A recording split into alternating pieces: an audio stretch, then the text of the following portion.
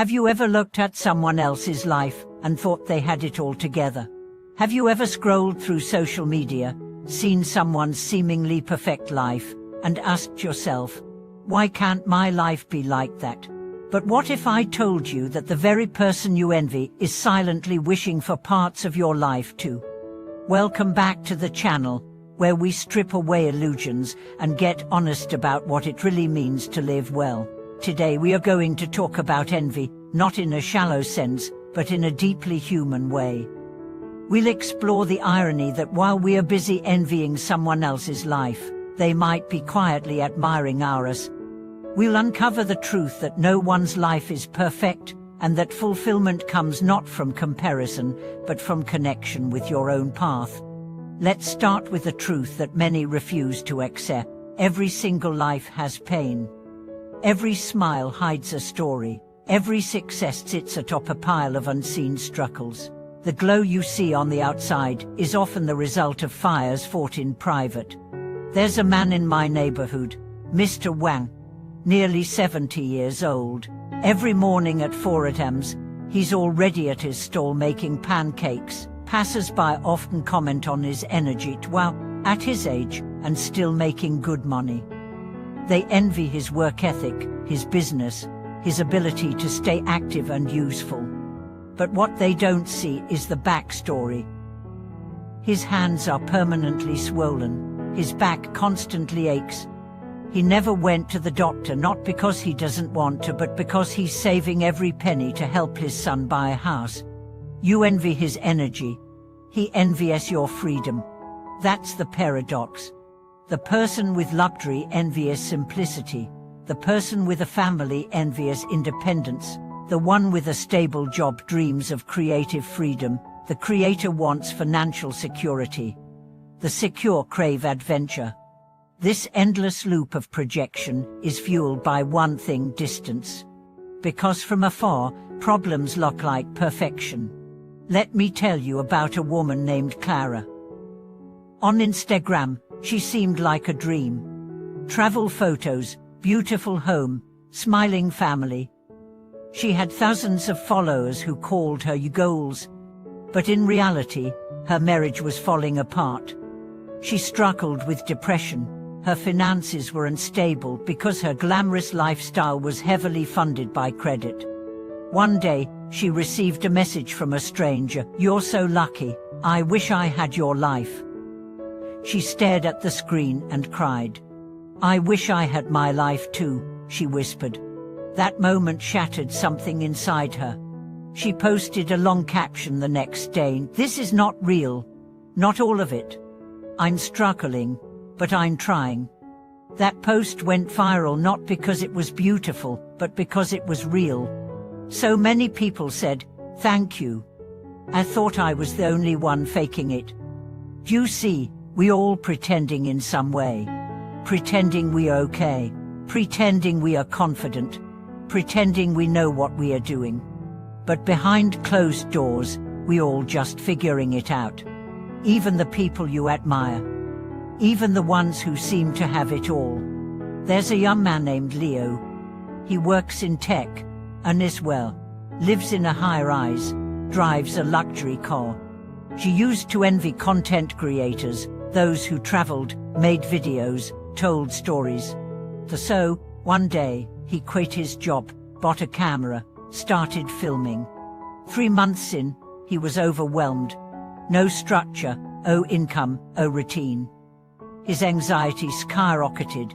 He admitted, "I thought freedom would solve everything. But now I miss having stability." What happened? He romanticized a life he didn't fully understand. And the creators he admired, they envied his paycheck, his schedule, his peace of mind. It was a cycle of mirrors, everyone looking at each other's lives and forgetting to honor their own. Let's talk about the psychology of envy. At its core, envy is not about what others have. It's about what you believe you lack. It's not their success that bothers you, it's the story you tell yourself about your failure. It's not their beauty, it's your rejection of your own. It's not their confidence, it's your disconnection from your inner voice. Envy is not a flaw. It's a flashlight. It shows you what you long for. It reveals your unmet needs. It whispers, you want more, you deserve more. But here's the it should lead you inward, not outward. Instead of saying, why do they have that? Ask, why do I feel I can't? Instead of scrolling and spiraling, pause and realign. Because the antidote to envy is not imitation. It's integration. What do you actually want? What they have, but what speaks to your soul? Maybe you don't need their mansion.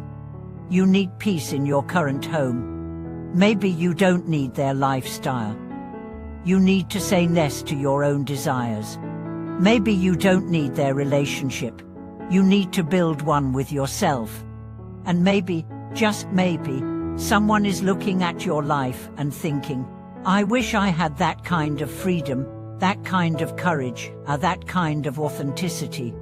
There's a woman named Rosa, divorcee, raising her son alone, works 2 jobs. People pity her. They say, poor Rosa. Life dealt her a hard hand. But what they don't know is that Rosa wakes up every morning with gratitude. She takes her son to school with a smile.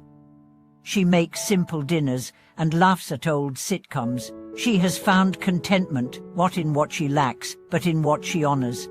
And she told me, I used to envy married couples. Now I just feel lucky to have peace. What changed? Not her circumstances, her perspective. This is the ultimate power, to stop comparing and start cultivating. To stop measuring and start magnifying what you already have. You might not be the richest, but you might be the most peaceful. You might not be the prettiest, but you might be the kindest. You might not be the most successful, but you might be the most resilient. And guess what? None of that shows up on Instagram. None of that gets applause in crowded rooms. But it's what makes life beautiful. You are not behind. You are not late. You are not broken. You are on a path that no one else can walk.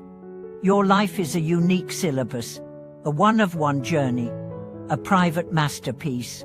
It doesn't need to look like anyone else's. It just needs to feel like home. So next time you feel the sting of envy, don't shrink. Get curious. What does this feeling want me to explore? What part of myself have I abandoned? What dream have I postponed? Then bring it back. Turn envy into action. Turn admiration into inspiration. Turn someone else's story into a mirror, not a measure. You are not them, and that's your superpower. Your path will never make sense if you keep reading someone else's map. Walk your own road, trust your own steps, celebrate your own milestones. And remember, someone, somewhere, is watching you and thinking, I wish I had their strength, their simplicity, or their smile. So honor your life. Love your lane. Own your existence. Thank you for watching this video. If this message resonated with you, share a story in the comments about a time you realized the grass wasn't greener, it was just differently watered. And don't forget to like, subscribe, and share this with someone who needs the reminder. Your life, exactly as it is worth celebrating.